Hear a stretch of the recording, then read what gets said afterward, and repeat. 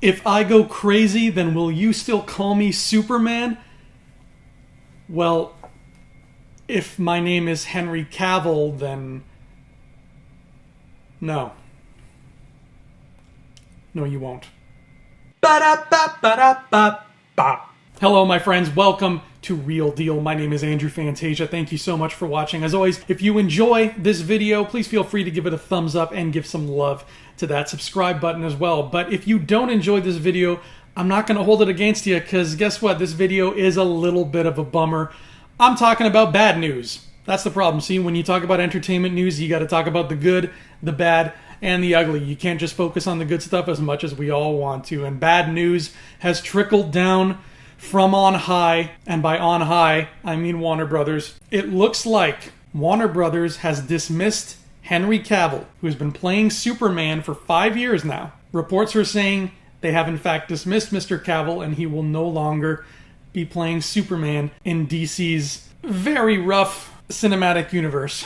The reason? Their next foray into Kryptonian lore apparently is going to be an origin movie about Supergirl. And because it's an origin movie, it's going to take place on Krypton, I would imagine. The character of Superman would be a baby at that point, so Henry Cavill obviously can't play a baby. Or maybe he can. I don't know what his range is like. Other than that, they have no plans for the near future that involve Superman. Which means, that if that tells me anything, it tells me that there's no Justice League 2 on the horizon. Not even within 3-4 years from now, because if there were, this wouldn't be happening. And the way they've been handling their cinematic universe, I'm just going to go ahead and say it, they're handling it absolutely shitty. They've been given this gift of all these characters and all this money with which to make movies about said characters, and they're just crumpling it into a ball and throwing it on the floor and pissing all over it, and occasionally picking it back up and smoothing it out and saying, "Oh, I'm sorry, I did that to you. Let's make you look presentable again."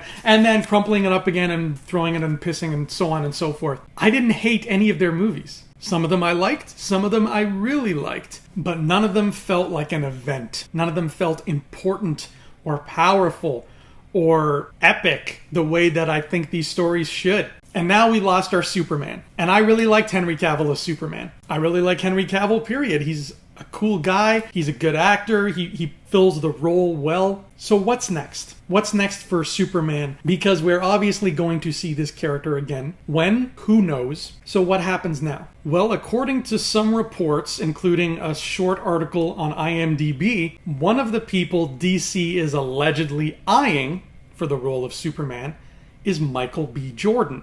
Now, Michael B. Jordan has proven he has comic book movie chops. I mean, he played Killmonger in Black Panther, and everybody loved that character. He's proven he has just downright good acting chops. Look no further than Fruitvale Station or Creed. The guy can act, and he's young.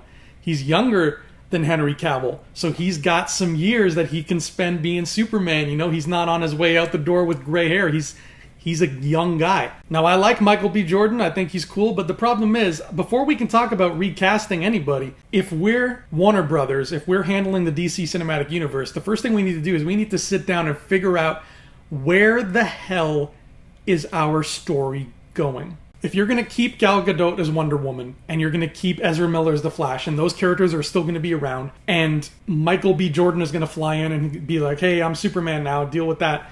Okay, but why are you telling that story with those characters then? What are you leading us to? You don't have to be like Marvel. I'm not saying be like Marvel. What I am saying is you began what very obviously is a shared cinematic universe. So if you're going to keep going that route, have a destination. Yes, the journey is just as important, but have a destination. Show us, let us feel that we are building towards something. That's why nobody cared about Mad Men in its last couple seasons, because Mad Men did not have a destination. It built towards nothing. It was just people smoking until they're like, "You know what? Let's cancel this show, everybody."